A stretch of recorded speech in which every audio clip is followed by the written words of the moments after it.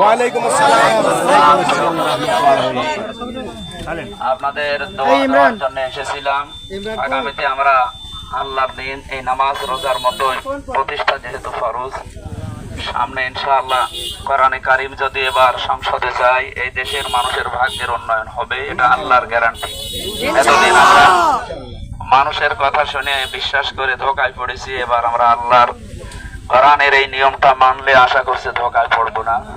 সবচাইতে বড় বিষয়, বাংলাদেশে কর্মসংস্থান দরকার।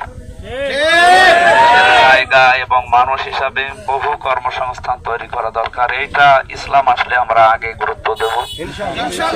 সাদাবাজি বাংলাদেশে থাকবে না। সবাইকে ধন্যবাদ। আমার এই মাহফিল আছে একটা আজকে নাটোরে, এই জন্য চলে যাচ্ছি।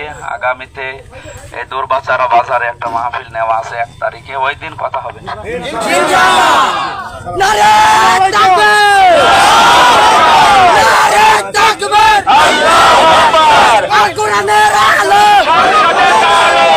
কোরআনের আলো